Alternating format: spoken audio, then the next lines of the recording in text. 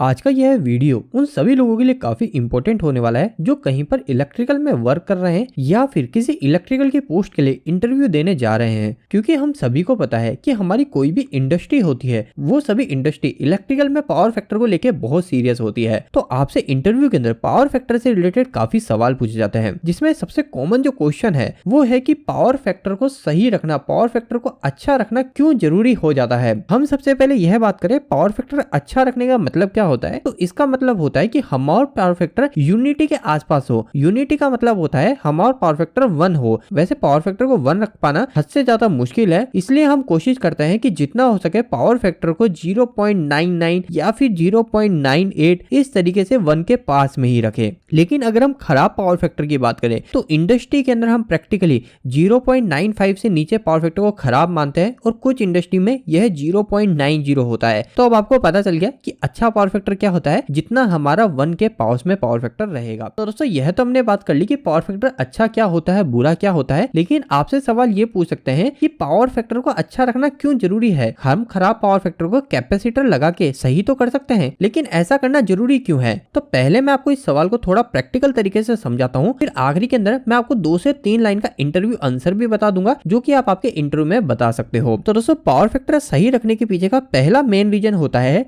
Good power factor reduce energy consumption. मतलब कि अगर आपका पावर फैक्टर अच्छा है तो जो आपका एनर्जी का कंजप्शन हो रहा है किसी भी लोड को चलाने के लिए वो आपका कम होगा, रिड्यूस हो जाएगा। एनर्जी कंजप्शन कम कैसे हो जाती है अच्छे पावर फैक्टर से, वो मैंने यहाँ पे आगे वाली लाइन में एक्सप्लेन किया है। यहाँ पर आप पढ़ सकते हो when the power factor is low, मतलब जब कभी हमारा पावर फैक्टर कम होता है it mean more current is required to deliver a given amount of power. मतलब इसी चीज को मैं उदाहरण से बताऊं तो आपकी कोई मोटर अगर वो 10 किलोवाट की है तो अगर आपका पावर फैक्टर खराब है तो इस 10 किलोवाट की मोटर को चलने के लिए ज्यादा करंट की आवश्यकता होगी। लेकिन अगर आपका पावर फैक्टर अच्छा है आपकी यह मोटर कम करंट लेगी। दोनों ही केस में मोटर की जो पावर है वो सेम है, 10 किलोवाट ही है, लेकिन पावर फैक्टर कम होने के कारण ये हमारी ज्यादा करंट लेगी। तो आपको यहाँ तक पूरा पॉइंट क्लियर हो गया। इसके आगे क्या लिखा है, this increase current result in higher energy consumption which can lead the higher energy bill. मतलब कि अगर आपका पावर फैक्टर कम होता है तो इसकी वजह से आपका जो उपकरण है वो ज्यादा करंट लेता है, जिसके रिजल्ट में जिसके कारण हमारा जो एनर्जी का कंजप्शन होता है, जो हमारा बिजली बिल आता है वो एनर्जी कंजप्शन ज्यादा होता है, जिसकी वजह से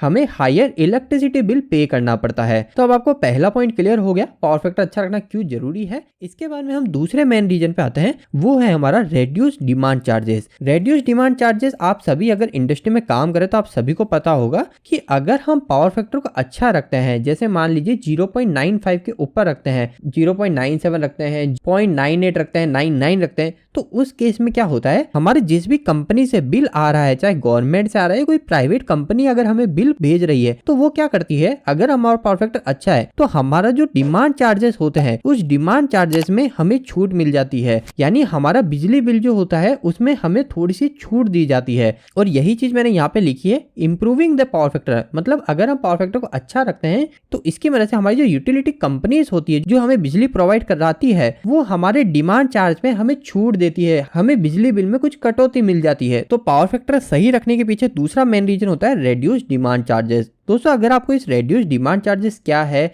हमारा मैक्सिमम डिमांड क्या होता है, इसके ऊपर एक डिटेल वीडियो चाहिए तो आप मुझे कमेंट करके जरूर बताइएगा, मैं इसके ऊपर जल्दी एक डिटेल वीडियो बना दूंगा। नेक्स्ट हमारा पावर फैक्टर सही रखने के पीछे रीजन आता है reduce equipment cost. Reduce equipment cost का मतलब क्या है वो मैंने आगे लिख रखा है, having a good power factor can improve the efficiency and performance of electrical equipment such as motor and transformer. मतलब कि अगर हमारा पावर फैक्टर अच्छा है तो इसकी मदद से हमारे जो इलेक्ट्रिकल के इक्विपमेंट है जैसे कि हमारी मोटर हो गए, ट्रांसफार्मर हो गए, इनकी हमारी जो एफिशिएंसी होती है या फिर इनकी जो परफॉर्मेंस होती है वो हमारी इंप्रूव हो जाती है, वो हमारी बढ़ जाती है, जिसकी वजह से which can lead to longer equipment life, fewer breakdowns and reduce maintenance cost. मतलब कि अगर हमारे इक्विपमेंट की एफिशिएंसी और परफॉर्मेंस अच्छी रहेगी, इंप्रूव रहेगी गुड पावर फैक्टर की वजह से, तो हमें क्या क्या फायदे मिलेंगे। तो हमें पहली चीज तो हमारे जो भी इक्विपमेंट है जैसे मोटर है, ट्रांसफार्मर है, उनकी जो लाइफ है, जैसे कोई भी चीज हमारे 10 साल में खराब होने वाली है तो अब ज्यादा साल चलेगी, 15 साल 20 साल चलेगी, तो इक्विपमेंट की जो लाइफ है वो लाइफ बढ़ जाएगी। दूसरी चीज हमारे इक्विपमेंट के अंदर जो ब्रेकडाउन आते हैं, जो बीच बीच में इक्विपमेंट खराब होते हैं, कोई भी छोटा भी अगर ब्रेकडाउन होता है तो वो हमारे रेड्यूस हो जाते हैं। तीसरा फायदा मिलेगा